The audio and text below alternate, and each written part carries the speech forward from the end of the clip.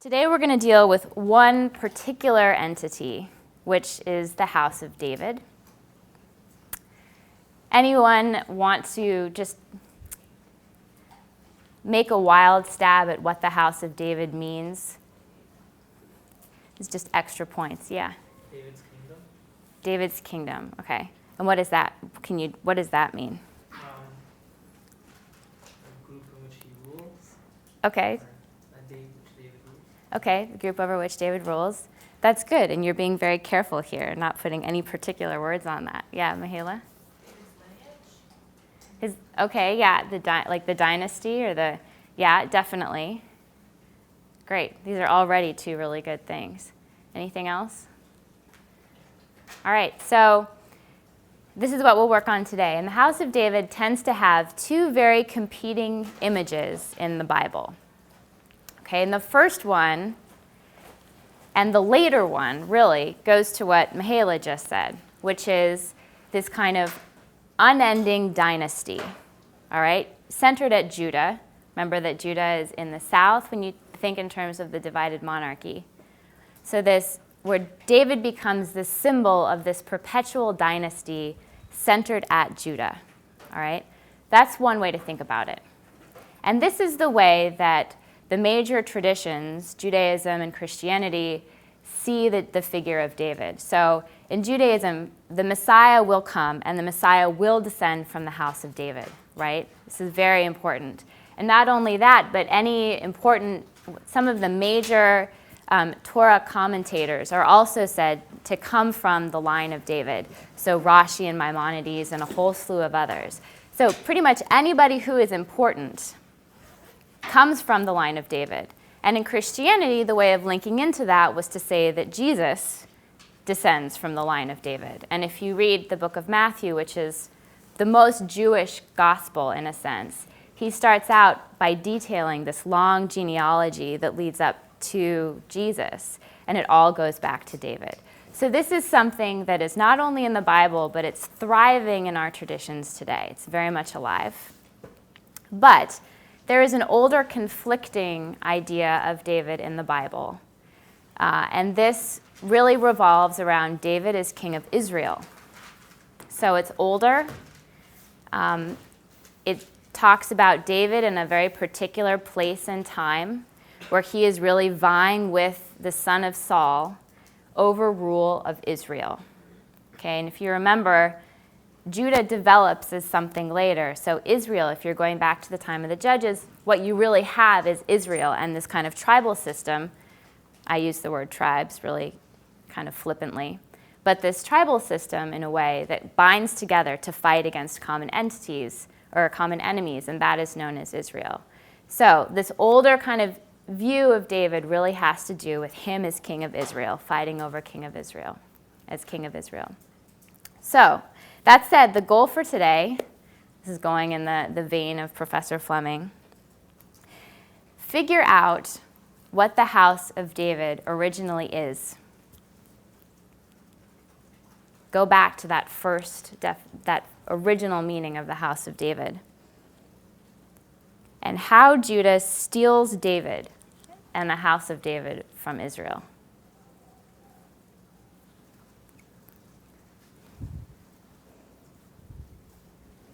Got it? Yeah. Yeah. Figure out what the house of David is originally and how Judah steals David and the house of David from Israel.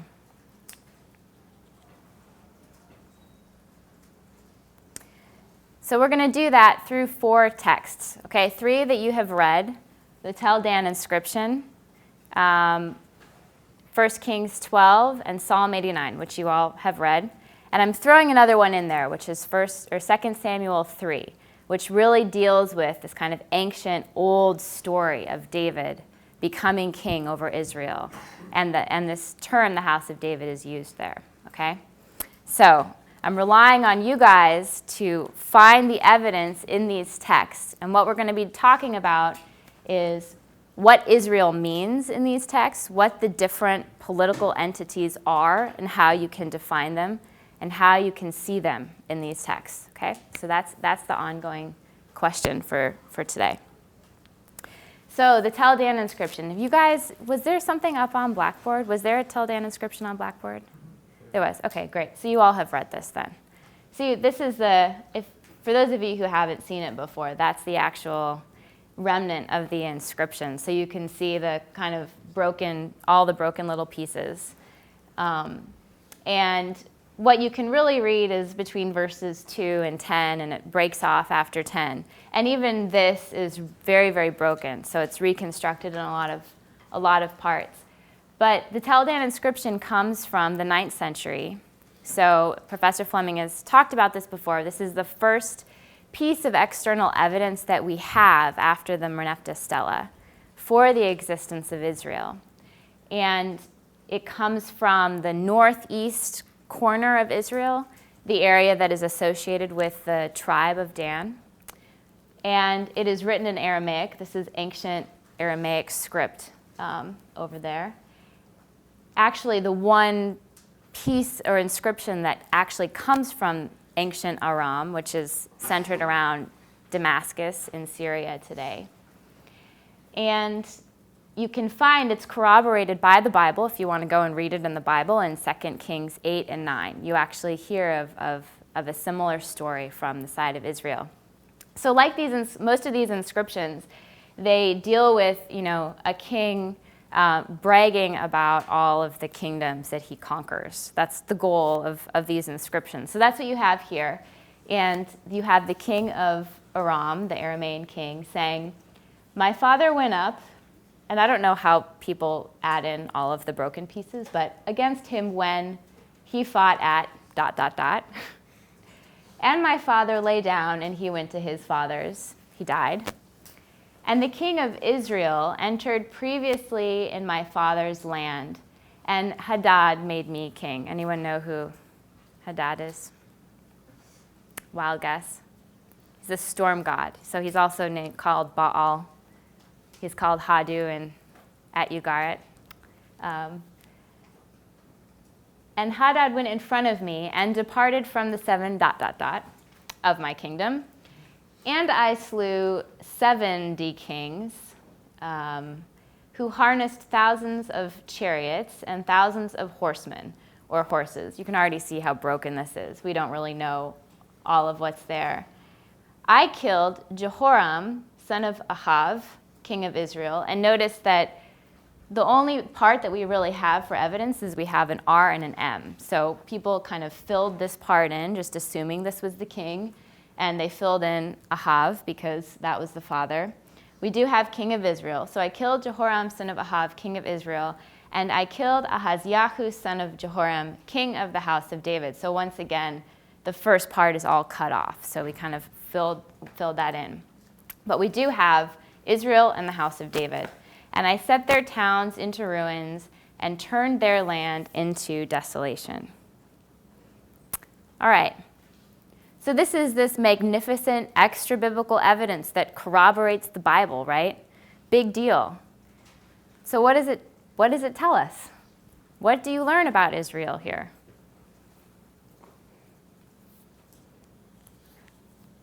Yeah, Joe? Is that Joseph Joe? That Jehoram, son of Ahab, actually we're not sure if that's really what it's meant to say, but Right. at least he was the king of Israel. That's confirmed. He had a son named Ahaziah. So the names. So we have the names of the kings there that are kind of confirmed as kings of Israel, which definitely connects to the Bible, and that's really important. Yeah, Dylan? It talks about like there being Israel and there being the house of David, like two separate things. Like he says, the king of Israel and then the king of the house of David. Great. So that's very important. So we know there's some kind of division here, and we have Israel and we have the house of David. All right. So what do those mean then? What is Israel? I'm asking you really simple questions, trying to get you to question what you might assume. What's Israel at this point? Think about it, just in terms of what you've learned. This is the 9th century. We have 2 kingdoms, in a sense. What is Israel?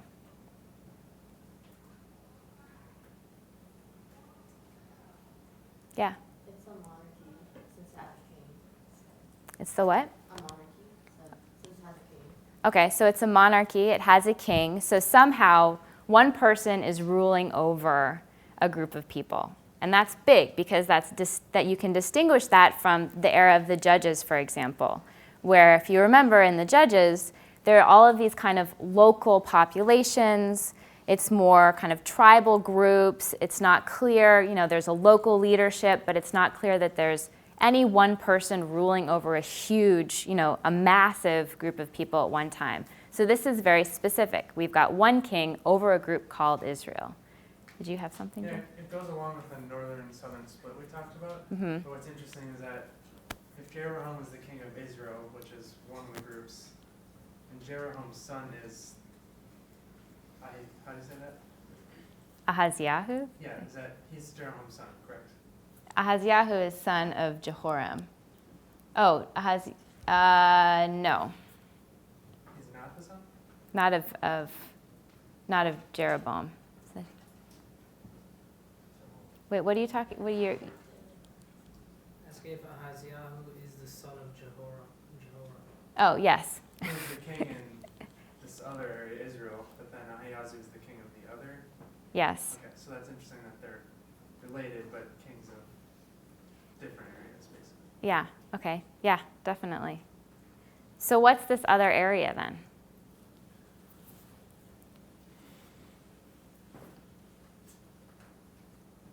Any ideas? Yeah. The house of David. Great.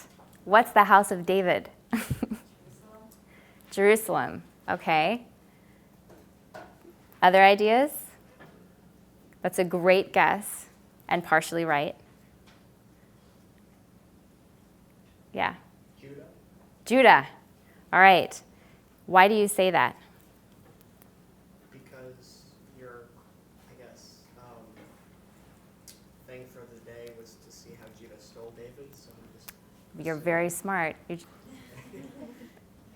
Yeah, in fact, in part, yes, it is Judah. Okay, and it is Judah because the Bible would tell us that it's Judah. So if you go to 2 Kings 8 and 2 Kings 9, it does not say the house of David in this story of this mass assault. It says Judah. Okay, so it says Israel and it says Judah. So in part, yes, that is absolutely right. And modern day scholars use this text, in fact, as evidence that Judah existed in the 9th century. So there's this ongoing debate about when Judah actually emerged, how it developed, because we know it somehow followed David in a way, but it's just not clear when it actually grew out of the soil of this landscape. So people use this to corroborate that Judah was there in the 9th century, okay? But that's an interesting assumption because the question then is, why do they say house of David and not Judah? I mean, you're saying Israel, right? You're not saying like the house of Omri, right? So why would you say Israel and why would you pair that with the house of David and not with Judah? Yeah, what's your name? Max. Max. Well, maybe the house of David is very well recognized across the region. So saying that like I conquered the house of David means something to people and it's very significant. Whereas Israel doesn't really have an established line, so saying I killed the house of whoever isn't really a big deal. It's more important. It shows more about whoever the conqueror, if he just says the whatever the kingdom of Israel versus the house. Okay, yeah, that's a great idea. In a way, the kingdom of Israel, it's much bigger, it's much more established, it's easy to just to call it Israel in a way. The house of David has this kind of lineage that goes back to David. It's more specific. It might be smaller at this point. And we'll go back to this idea of this dynasty or this lineage because that really does, it connects to that. But the question still kind of persists as to why we would not just call this Judah at this time. And it's a valid question and something that we have to ask. And indeed, if we go back to the Bible, which we're about to do, On the one hand, it does corroborate this idea that this is Judah, like you said. On the other hand, there is this completely different story in the Bible, this earlier story in which David is connected to Israel. And so, by that token, trying to say that the house of David is Judah, it doesn't work. It doesn't kind of jive in that description of him as king of Israel, okay? So we'll hold this thought. And for those of you who are interested, these are the actual letters that the Beit David that say the house of David, just for those who are interested in where that is found. All right, so 2 Samuel 3. So this is this text that comes in this narrative where Saul has just died. And suddenly there is this war over who is going to legitimately take over the kingship. If you remember, Saul is this first king of Israel. We would call him a first king of Israel. And David is, he comes from a particular tribe, but he's kind of fed into and bred into the house of Saul in a way. And by house, I mean kind of the leadership or his actual royal house. And so at this point, we have Saul's son, who the story calls Ishbosheth, which is a funny name because it means man of shame.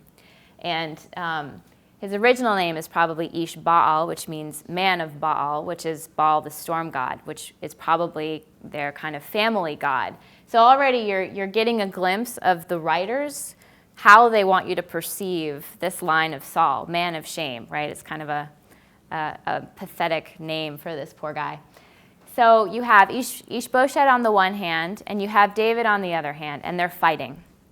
And this is the story in the Bible that people will kind of use to talk about this massive struggle between, the house of Saul on the one hand and David on the other hand for this rule over Israel. And they'll talk about it as this very kind of gigantic war, okay?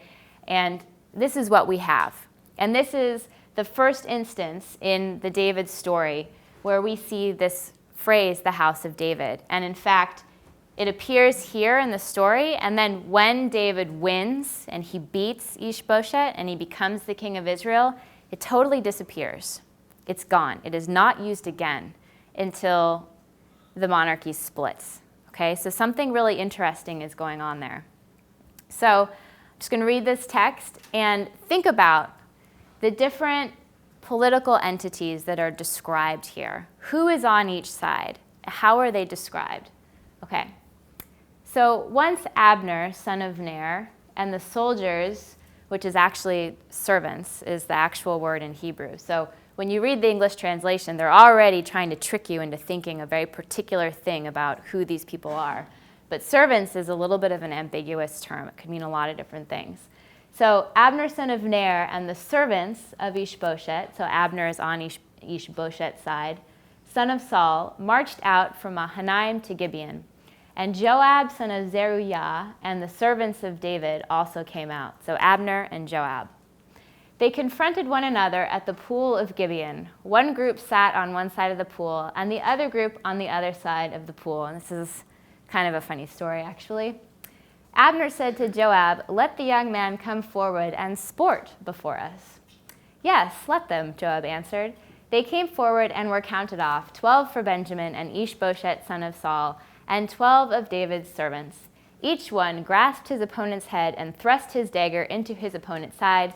Thus they fell together. That place, which is in Gibeon, was called Helkath Hazurim, which you can translate as the field of blades, potentially. So, these 12 people on either side, they come forward, they kill each other, right? Great battle scene. A fierce battle ensued that day, and Abner and the men of Israel were routed by David's servants.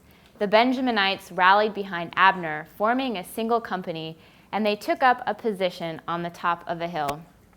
Abner, remember Abner is for Ishbosheth, called out to Joab, who's on David's side, "Must the sword devour us forever? You know how bitterly it's going to end.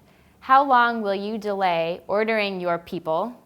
The English translation says troops, again, trying to trick you, to stop the pursuit of their kinsmen, and that translation is brothers.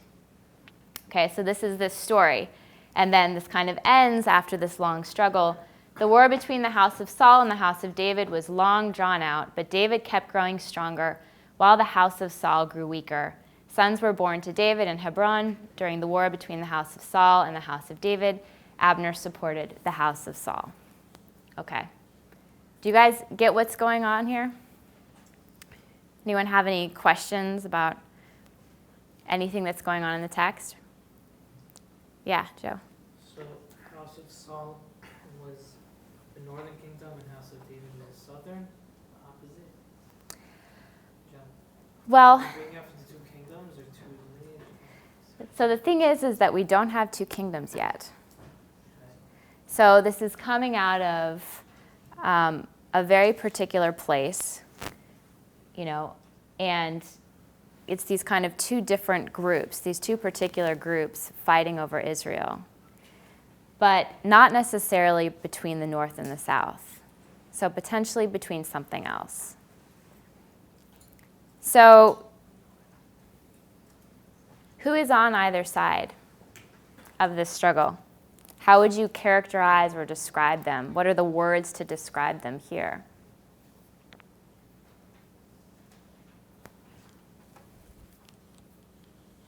Who's on David's side? Just look for words in the text. Yeah. Joab. All right, so we've got Joab on David's side. Who else?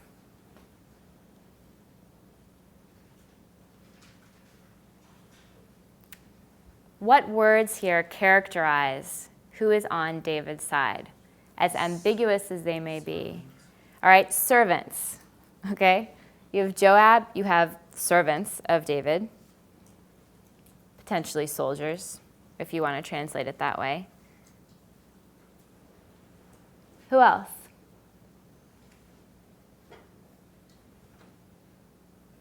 Yeah. Well, the people or troops, depending on which one you use later on. Great. So we have Joab, we have people, and we have servants, right? Really clear, right? That's just tells us exactly who these people are, right? We can just nail that down. Anything else? Yeah.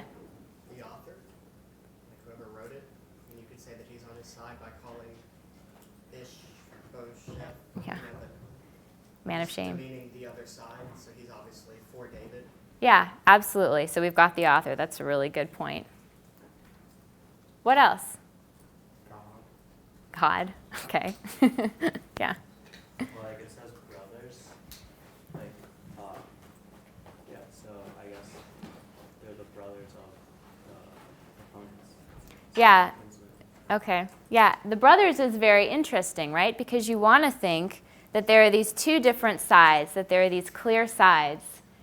And on one side is Abner, and on one side is Joab. And yet here Abner is calling out to Joab, how long will you, when are you going to tell your troops to stop the pursuit of their brothers, of their kinsmen?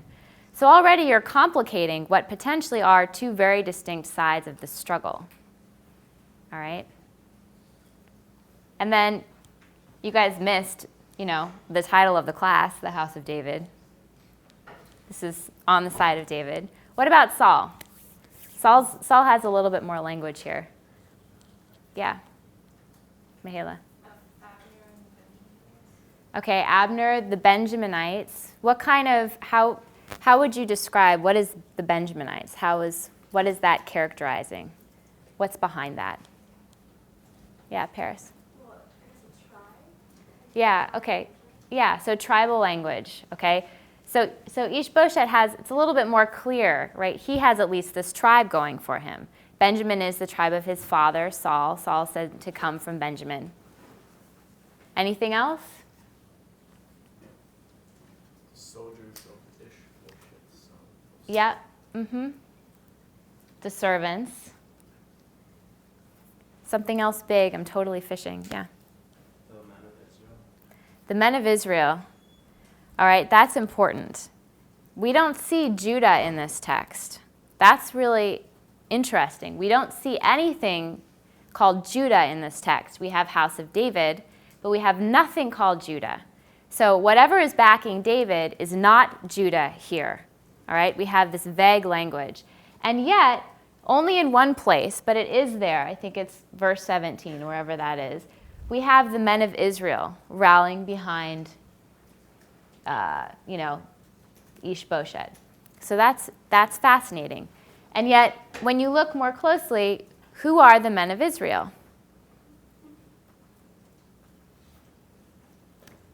A fierce battle ensued that day, and Abner and the men of Israel were routed by David's soldiers. The Benjaminites rallied behind Abner. They're defined as the Benjaminites. So if you're going to ask yourself what Israel is in this text, we're not talking about Israel as in this northern kingdom like we talked about in the Tel Dan Stele, right? We're talking about Israel here is just defined as the Benjaminites by a particular singular group of people in this very small area, which seems to be the location for this entire fight. All right? So this is very interesting. So a few points for this, before we just move on to the next one, is to note that Ishbosheth and David here are the words that are used to describe who is behind them. These words like people, servants, soldiers, or how we would describe soldiers. This is this language that we might call collective governance, okay? So this is this term that we might use in an ancient landscape where there isn't any clearly defined polities. When we're not describing something as a monarchy, we're not describing something as a state. We're not using these words. And so the way to describe this kind of ancient landscape without these really clearly delineated categories is we describe them by things like people, soldiers, servants, elders. And that's what we see here. So we're seeing something very, very old at play in this text. We're seeing something that really points us to this kind of original story that is going on here. The other thing to notice is that while David is defined in very vague ways, Ishbosheth is defined as he's got the Benjaminites, so he has this very specific tribal language, and Israel really is the Benjaminites. So again, it's small, it's focused on this particular area and this particular tribe. Does this seem like, when you read it, does this seem like a large war? Does this seem like something that's happening with many, many people in a large geographical area? I have a question. Yeah. How do we see that the Benjaminites is the same thing as Israel in this case? Just because it says, and Abner and the men of Israel were routed by David's soldiers, then it says the Benjaminites rallied behind Abner. Well, it's at least the only more specific element that can define who is in Israel. So there may be other aspects to that we're not seeing in this text, and that's quite possible. But in terms of what we see and what's defined, and what's really important to the writer to describe, is that it's the Benjaminites. So, you're very right that it may very well involve other people, and you could argue that it does. But it's important to the writer to focus on the Benjaminites. Yeah. So what we're seeing is something that's very, very small, okay? And the other thing is just to note this relationship between the two soldiers, that they're somehow connected, okay? They're brothers in some ways, and that might not be blood brothers. That might just be a category of war, but trying to remind each other that they are somehow connected. Now, just before we move on, the house of Saul, what might that be?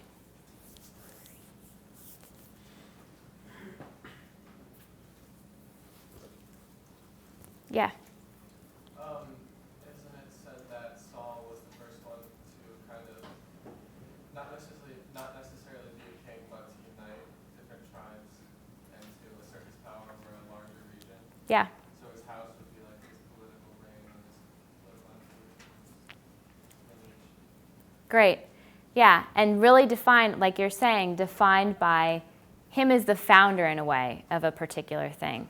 Yes, and that is actually really key to understanding what this means. Notice that Saul is dead, so you're defining Ishbosheth by the house of Saul, but Saul is no longer alive.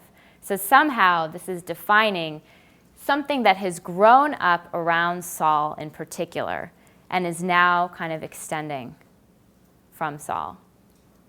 So you could say the same thing about the house of David here. This is something that is, in a sense, growing up around David. Something, we don't know exactly who that involves. It could be his servants. It could be, the male members of his household, probably not the women, but it could be start with the male members of his household and then extend out to, other people. But it's a very specific kind of a category so far and should not be connected to Judah per se, okay? So this is this oldest story that we have. Now, after this text, so David becomes king of Israel. He wins the kingship, and the house of David disappears. So somehow, when David becomes the king of Israel, this category, the house of David, conflicts with the idea of Israel. It doesn't work. You can't have those two coterminous in a way. So it falls away in the text. It is not used again, and it is only picked up in this text that you guys read, which is 1 Kings 12. And when it appears here, one thing to notice is that this text could be a much later text, and it seems to have kind of components that are older, but also components that are heavily edited, and it's hard to pick out where those are. But the story of this text, and we all read these for sections, is that this is this very important key point where the authors, they are trying to describe for us how it is that this united monarchy divided, what it was that broke these two areas irrevocably forever, okay? And this story comes out of that, trying to really describe that for us. And this is where, when David loses control of Israel, or his son loses control, or his grandson loses control of Israel, and he breaks apart from Israel, suddenly the house of David appears again, all right? So it's completely gone up until this point. And so we see, and this is different language, you'll note this kind of different later language here, especially after coming from 2 Samuel 3. When all Israel saw that the king had not listened to them, the people answered the king, "We have no portion in David, no share in Jesse's sons. To your tents, O Israel, now look to your own house, O David." So the Israelites returned to their homes, but Rehoboam continued to reign over the Israelites who lived in the towns of Judah. Remember that Rehoboam is David's grandson, the son of Solomon. King Rehoboam sent Adoram, who was in charge of the forced labor, but all Israel pelted him to death with stones. Thereupon King Rehoboam hurriedly mounted his chariot and fled to Jerusalem. Thus Israel revolted against the house of David, as is still the case, then and forevermore. When all Israel heard that Jeroboam had returned, they sent messengers and summoned him to the assembly and made him king over all Israel. Only the tribe of Judah remained loyal to the house of David. On his return to Jerusalem, Rehoboam mustered all the house of Judah and the tribe of Benjamin, 180,000 picked warriors, to fight against the house of Israel in order to restore the kingship to Rehoboam, son of Solomon. Okay, do you guys notice how different this is? You see it? So what's going on here? Tell me about the political entities in this text. What do you notice? How is this different?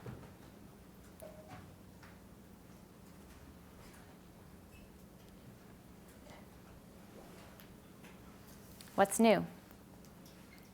Yeah. The Benjaminites are on the side with Judah now. Yeah. Really interesting, right? The Benjaminites they were Saul's tribe, and suddenly they're on the side of Judah, which is very interesting. Mm-hmm. There's already a king to start with. It's not a dispute about who's going to be king, like in the previous one. Right. So there's people breaking away from the current king. And so it's a little bit different about they ended up picking another one, obviously. But it's a little bit different than before. Yeah, yeah. So something has already developed. Something has already been kind of set in this landscape where we now have this kingship. Did you have something in the back there? Yeah, I was just going to assert that I think that when David won over the kingdom, that it was kind of like an alliance with the tribe of Benjamin. So his lineage would naturally, I would think, after like 3 generations, would have some sort of, like, just because of David and his greatness, would have some sort of control over the tribe of Benjamin because of political ties and things like that. Okay. Yeah, and you're actually touching on a big debate here. Benjamin's kind of a sticky point, because if you'll actually notice in the text, even the text it conflicts. It doesn't say 100% that Benjamin sided with Judah, because where are we?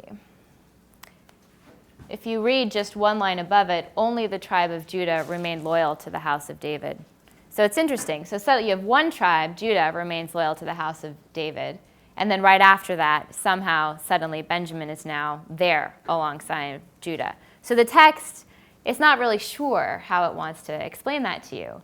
And what's interesting is that in the text prior in 1 Kings 11, there's this, kind of oracle that Solomon, before he dies, that he's going to lose control over all of the tribes except for one. And the oracle tells him that you're going to lose control of all 10 tribes, except, of 10 tribes, and you're going to keep one. So if you do the math, that's not 12 tribes. So somehow, Benjamin, they can't quite figure it out where they want Benjamin to go. So that's very interesting. Mihaela, did you have something? On the last text, they were not so clearly defined, but in this text, people are called Israelites. I don't know if that's really relevant, but it's the Israelites who also lived in the town of Judah. That seems like kind of split with the population, where like they're still mixed. Like some people are still Israelites are still in the town of Judah. If they've just split, then I don't know why. If they're so separate entities, there are still people who are on both sides. Right, yeah, absolutely. And this, in some ways, tells us something about the way that we think. Because when we think about these different categories, or these, if we think in terms of Judah and Israel, we have somehow this very clean break in our mind, right? And if you see it on a map, there's this like very beautiful break where everything above in the north is green and everything in the south is purple. And there's this kind of clear dividing line between one and the other. And this text shows us that it's more fluid than that. There's something else going on. And in fact, Judah here might be something geographical.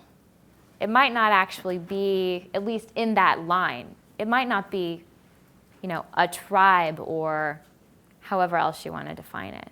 Yeah.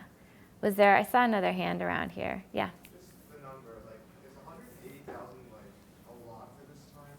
It seems like that would be a gigantic sum of prayers. Yeah, it's a big number. Is the house of Judah and the tribe of Benjamin, are they compared to the other tribes larger, or is this Yeah, it depends on where you read. So in Joshua, for example, there are these tribal lists in Joshua, and they'll kind of pick apart the numbers. And in other places, they'll pick apart the numbers. And they try to make Judah as big as everything else. And Benjamin tends to kind of fluctuate. So it depends on what the writers want. But Judah is always big, at least in the writings. So, yeah. How is Israel defined here? In the last text, we didn't really know, but we did have this connection with Benjamin, and that's different from here. But there's something, if you just look at the writing carefully, how is Israel described? And this gives you a clue that this is a later text, actually.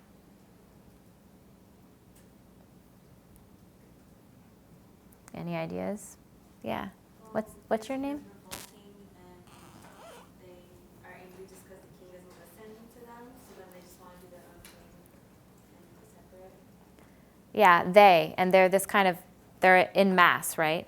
It's like this kind of group, this gigantic mass. What's your name again? Shelley, okay. Yeah, so there's this kind of massive clump of people, and we can't quite pick them out, except that we know that the text describes them as a little bit like 10 tribes. When we see all Israel, right, this term all Israel, that's a hint that, it's not saying, the elders of such and such, the elders of Israel, but when we hear all Israel, that's a clue that somehow they're being categorized in a way that may be a later reflection of defining them kind of against Judah or against whoever's writing from Judah, or editing at least from Judah. So, yeah. Last thing, what is the house of David here?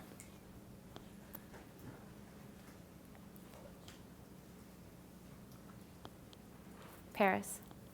Well, it seems that the house of David is kind of constantly thrown in with Rehoboam and his kingship. So as soon as he's no longer in power, it's very clear that that's the house of David now. Like whoever follows Rehoboam and Rehoboam's kingship is the house of David, and everyone else is the house of Israel. Or the house. Yeah. So it's really much wrapped around Rehoboam in particular, somehow wrapped around Rehoboam. What's the relationship between, going off of this, what's the relationship between the house of David and Judah? Yeah, Joe? That the tribe of Judah remains loyal to the house of David. So perhaps it means that they weren't originally part of the house of David, but then they decided to become loyal to the house of David. Yeah, so do you guys all hear that? The Judah remains loyal to the house of David, but is not the house of David. Somehow they're separate here, okay? So, but what is interesting is that you can catch this glimpse. So the house of David is being reincorporated into this story. And the writers want to reincorporate it into this story because they know that house of David is somehow indigenous to this landscape. It goes back. It has these roots in David. But they can't quite figure out how to define it. So suddenly in this text, you have, rather than this language of collective governance, in terms of people, in terms of, troops, or however we want to characterize what that means, suddenly we have Israel, all Israel. We have this kind of tribal categorization of 10 to 2 or 10 to 1. We have Judah thrown in the mix. So Judah is something, right?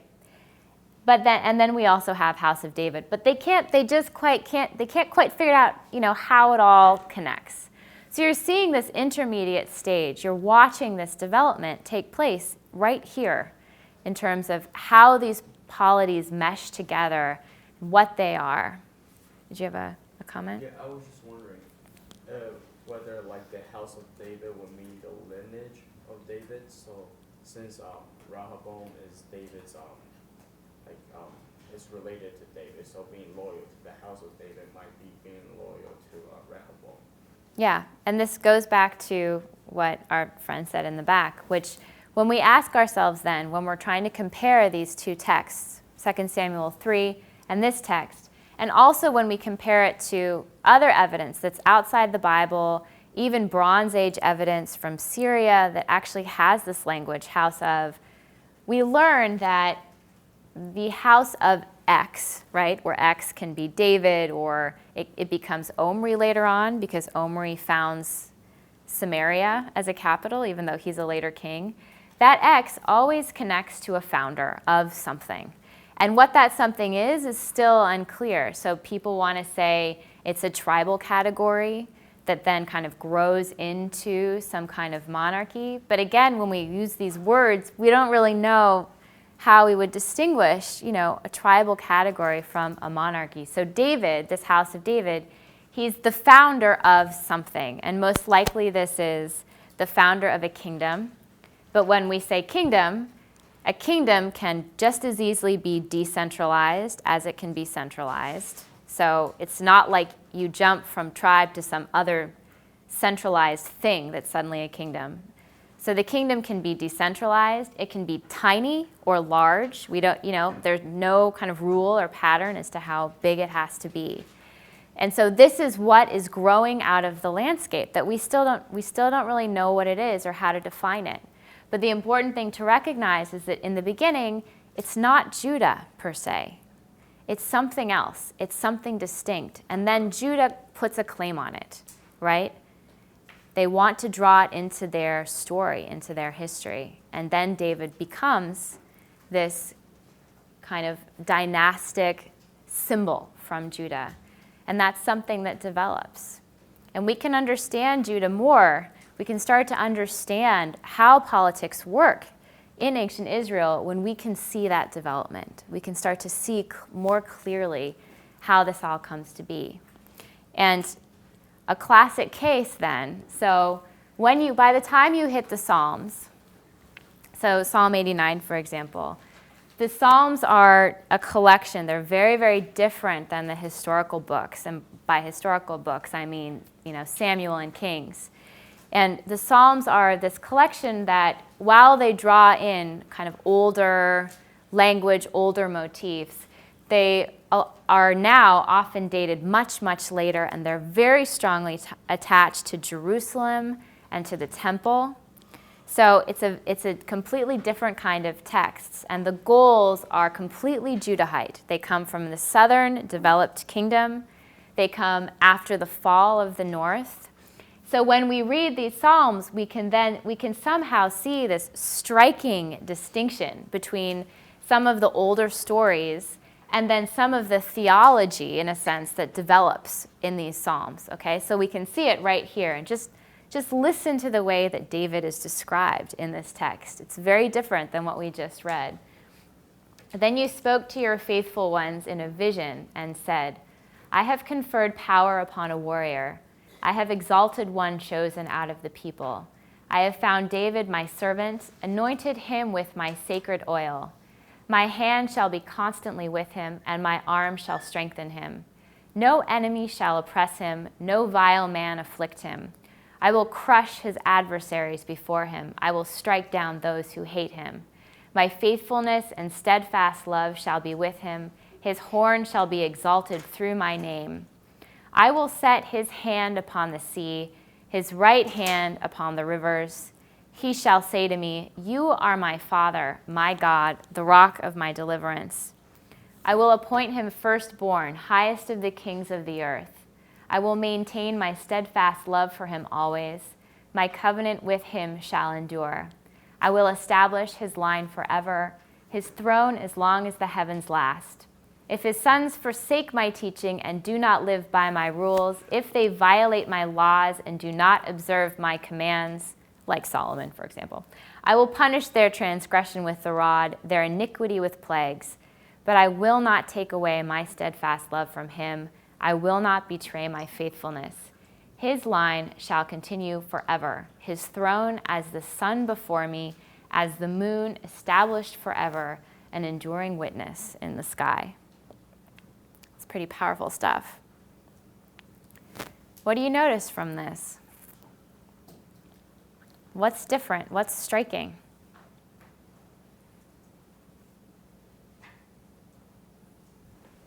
Yeah. It seems like David was always set to be king.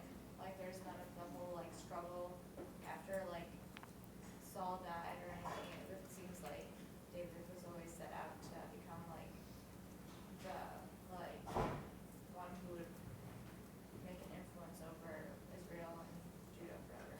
Yeah, we've completely lost that original story where there was actually a question of who is going to rule. That kind of gritty, messy story in 2 Samuel.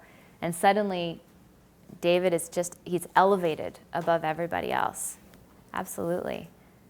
How about particular language that you notice? Yeah.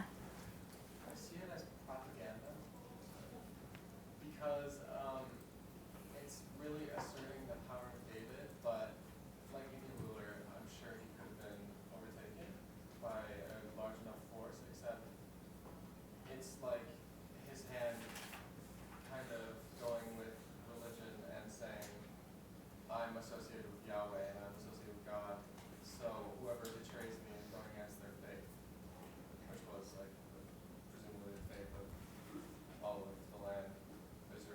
Mhm. So I think through aligning yourself with religion, he would try to perpetuate his rule, his lineage. Okay. And in that way, it was kind of like a political strategy. Yeah, okay. So political strategy, pushing a very particular ideology here. Yeah, you can see that. Mm-hmm. It seems more like whoever wrote this had a certain view of David, and they're kind of writing a song as a celebration of it, like saying this is how we see his connection with God, and we love how much like the covenant they have together. Yeah. And in some ways, what you're saying is, in some ways the Psalms are much more personal. And so when you read the Psalms, you can get a hint of real people behind the text, and particular ideas that they have, beliefs that they have. And in that way, you might be hitting on something that really, is a very specific idea from a particular person or groups of people. Yeah. Oh, yeah, sorry about that. Okay, just about what you said with the language before, like you see a lot of language that I guess you might have seen with like monarchy. Like there's much more like laws, man. Mm-hmm. Yeah, absolutely. Any other, the covenant is a huge one, right? Suddenly we have these kind of language that describes monarchy, that describes covenant, kind of strong language that we haven't seen before. Did you have something, Joe? Yeah, I was just gonna say, because of like the love that God describes for David and their covenant, it almost makes it seem like he's almost saying that if you're going against David, you're going against me more than you realize, because he's so strongly connected to David. Yeah, absolutely. So what is this connection between, how would you describe the connection between God and David here?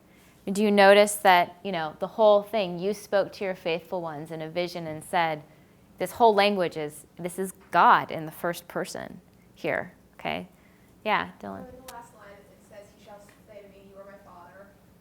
Oh, the other one, sorry. You are my father, my God. So it kind of is like an almost paternal relationship. They're clearly pretty close. Mm-hmm. Yeah, very, very tight, yeah. It's characteristic of the Deuteronomistic author to kind of associate like good things and the virtue of Yahweh with a person or leader who has already asserted themselves, like who has had success already. It's kind of like after the fact. And so it kind of goes hand in hand. And David and his sons were kind of the first ones to have long-enduring political rule. Mm-hmm. And so I see this as kind of reminiscent of DH, whereas it like really, really, really sanctifies David just because he was the most successful. Okay. Yeah, potentially. The one thing is that the Deuteronomistic history, the definition of it is that it takes the language of Deuteronomy and extends through kings, but kind of stops there. So it could be that someone is actually from that language then, maybe pulling it in. Well, from that thought, if they're going from like Deuteronomy, because Psalm is stated later, then I'm assuming Deuteronomy as well, then I would see like that thought, since it was like one of the existing thoughts, just continuing in Psalms as blooming of that thought even more. Yeah. Yeah, that's a nice idea. Anything else? If you notice, David is almost divine here. And in fact, you could argue that he is seen as divine here. I will set his hand upon the sea, his right hand upon the rivers. This is actually like Ugaritic language, right, in the ball cycle. Aaron? Yeah? So you've got this kind of, he's somehow controlling the natural elements in a way. His throne as the sun before me, as the moon established forever, an enduring witness in the sky. That's really powerful, beautiful, striking language about what David is, and this kind of line between him as someone who is human versus someone who is divine here that we see. For those of you there are people here who are in Mark Smith's class, right? Who's in Mark Smith's class? You are? Yeah. You guys heard his thing yet? He talks about the president and how the president now mirrors kingship. So when we choose a president, for those of us who believe in the presidency and government, you choose a president and you think that this person is going to be like a god, right? They are incapable of error. And then the first time that they show that they're human, they're just destroyed. They're completely upset. And in some ways, it goes back to this monarchy, right? This is this idea of someone who is anointed almost by God, right? I have found David, my servant, anointed him with my sacred oil. So some of the stuff that we have even in this country, you can find these ties back to this ancient world. But what's really important, and you'll notice by these pictures that I chose, is that this is the ideology or the theology that has endured through Jewish and Christian traditions today. And this is what we really see and what we really pull out of the biblical text and what's really important to people today. So this is this mosaic that comes from the Dura Europos synagogue, which is in Syria. It dates back to the 3rd century CE. And this is a really important find because this synagogue was destroyed, but the way that it was destroyed was it was kind of covered over in a way that everything was preserved completely inside of it. So it has these beautiful mosaics that we have rediscovered. And this one in particular has Samuel anointing David. So you can see just by the mosaics that people choose how important this idea is and kind of persists today. And then the second one, which is hilarious. This is the statue of David that's in the Basilica of Santa Maria Maggiore, which is the biggest basilica in Rome. And you see David now, he's like this Roman god, right? This is how he's been created with the golden curls and the crown on his head. And, so these are the ideas that persist. And what we lose and what we forget about is the background, the roots that we really can find if we look for them in the biblical text. So just to connect this to what we've done in the past, and you'll notice, you guys seen the nice clean line? I told you, green on the top and purple on the bottom, right? The Northern Kingdom and the Southern Kingdom, very clean geographical line. So to connect it back to the divided monarchy and what Professor Fleming said in the lecture last week was that the Bible that we have, it really comes from Judah. It's really a Judah creation. And what happens is the Northern Kingdom falls way before Judah. It falls in 722 BCE, whereas Judah falls in 586 to Babylon. And so something happens, and we have these older traditions from Israel that with a lot of the people, we're not sure exactly how this happens, but many of the people, the exiles from the north, actually come down to the south. And so their stories and their traditions, these old traditions and stories, they end up coming down to Judah. And when Judah has these traditions and these stories, at this point, Judah is attached to David, right? David and Solomon, attached to that line. It has this idea of coming from this dynasty of Judah. And yet, David is attached to Israel, just in the text that we read. He is attached to being king of Israel.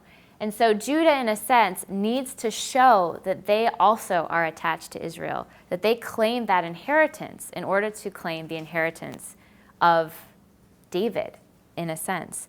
And so they filter and they reimagine and they reconfigure these people and the traditions and the stories from the north. And so that's why in a lot of places in the Bible you'll see, a distinction between something like Judges, which is all focused on Israel, on tribal categories, on small local populations, and that is clearly coming from something older, from Israel. And yet you'll see, there's a chapter tacked on in the front of Judges that suddenly talks about Judah, and it's a way of Judah kind of putting their own claim on these texts. And the same thing happens with the David story, and the same thing happens with the early monarchy, is that they take stories rooted in Israel and they put their claim on that text. And it's not that their claim is any less than, because at that point there's no strong Judah in a sense, And geographically, everything takes place right around here. So it's not like David is any less king of Judah than he is of Israel. But the problem is that Judah actually hasn't completely developed yet. Does that make sense? So that's what's happening. And that's something to keep in mind as you continue with this class and as you continue to read the texts. That's pretty much it for the day.